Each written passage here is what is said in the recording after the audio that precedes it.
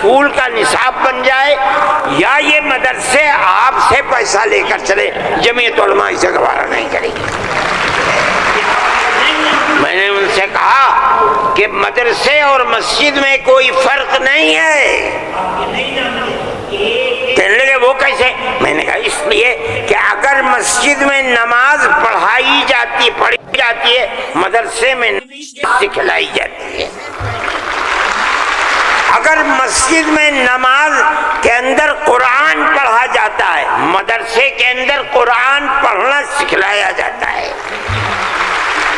کیسے دونوں الگ ہو جائیں گے؟ یہ دونوں ایک، جیسے ہم مسجد اپنی خود بناتے ہیں چاہے ایک چھپر ڈال کر کے بنائیں، اسی طرح ہم مدرسے میں بھی آپ سے کوئی مساعدت لینا ہم نہیں گوارا کرتے۔ اچھا، میں یہ کہہ کر کے بیٹھ گیا۔ صدیقی صاحب جن کو گورنمنٹ نے بنایا تھا پھولوں کو ان کا اقلیتی کردار دینے کے لیے، وہ میرے برابر بیٹھے تھے، وہ بھی اس اجتماع کو بلانے والے تھے۔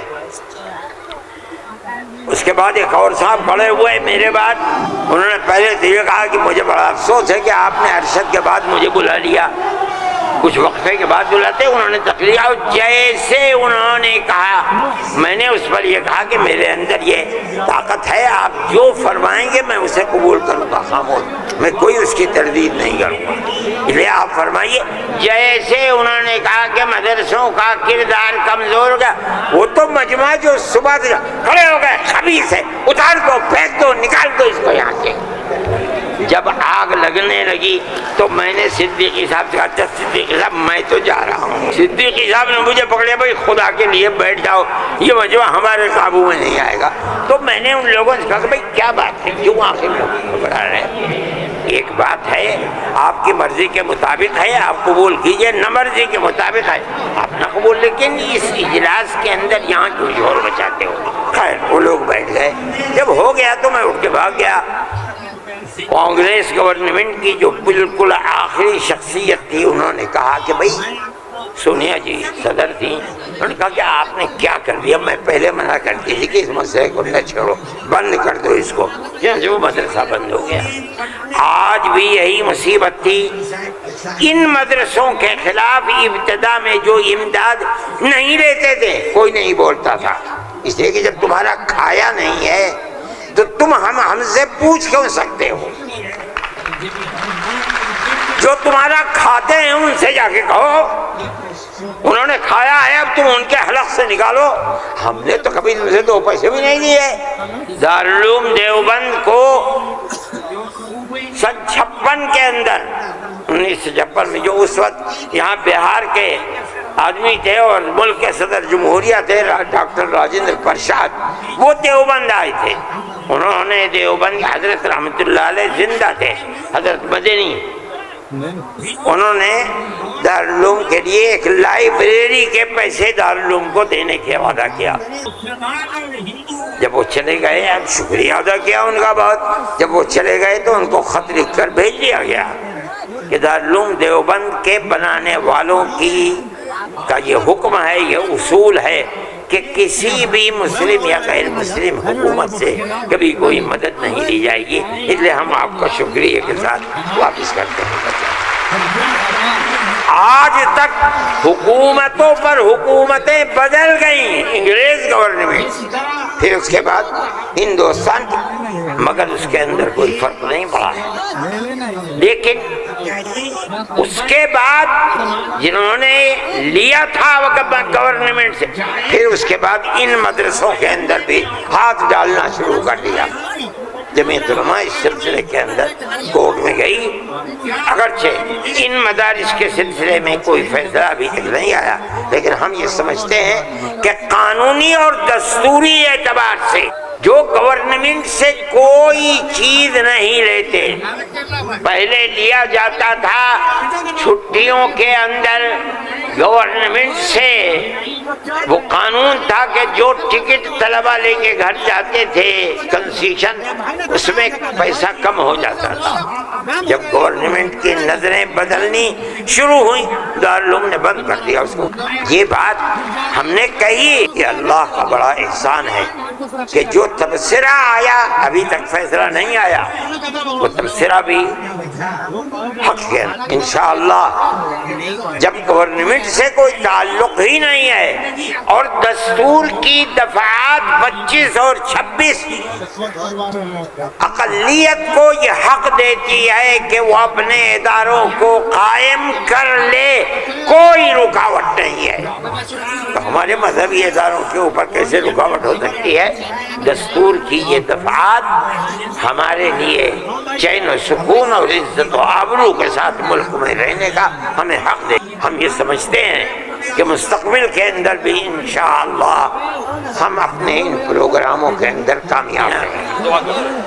اللہم انا نشہدک انت اللہ لا الہ الا انت الاحد الصمد الذي لم يلد واصحابه واهل بيته وبارك وسلم كما تحب وترضى عدد ما تحب وترضى۔ اے اللہ ہماری حاضری کو قبول فرما، اے اللہ اس جلسے کو قبول فرما، اے اللہ جس مقصد کے لیے جلسے کو بنایا گیا ہے، بلایا گیا ہے، اس مقصد میں کامیابی عطا فرما۔ اے اللہ اس اجتماع کے انجام کو بہتر فرما۔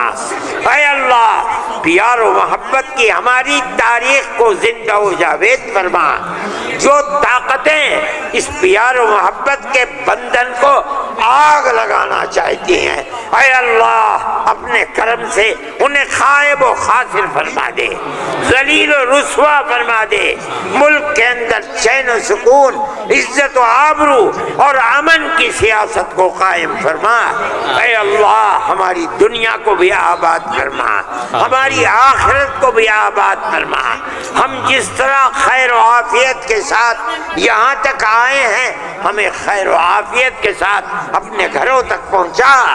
اے پروردگار ہمیں رزق حلال عطا فرما، شرور و فتن سے محفوظ فرما، ہماری اولاد کو عزت و آبرو، عفت و پاکدامنی عطا فرما، حیا ایمانی عطا فرما، ہمارے بیماروں کو شفا عطا فرما۔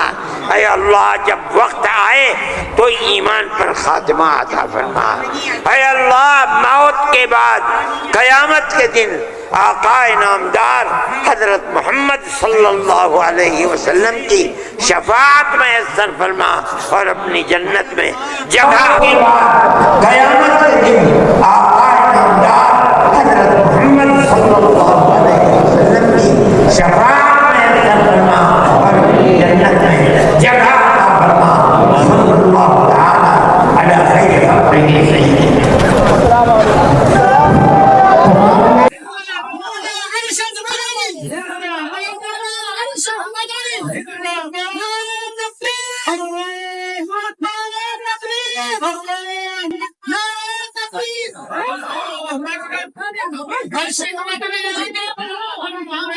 خلقہ سیدنا ارشد مدنی زندہ باد، مولانا ارشد مدنی زندہ باد، ہندوستان زندہ باد، ہندوستان ہندوستان زندہ باد، مولانا ارشد مدنی زندہ باد، مولانا ارشد مدنی زندہ باد، نعرہ تکبیر، اللہ اکبر۔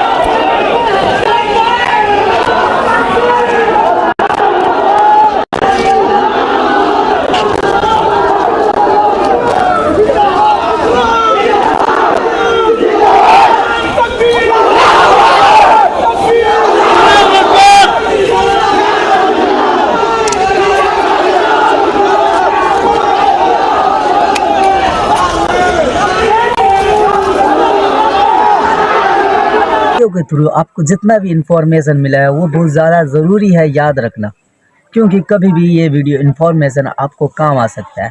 تو گائس ہمارا ویڈیو آپ کو اچھا لگا ہو تو لائک کیجئے، کامنٹ کیجئے، سبسکرائب کیجئے۔ ملتے ہیں نیکسٹ بلاگ میں۔ اللہ حافظ، اپنا خیال رکھنا اور دعاؤں میں ہمیں یاد رکھنا۔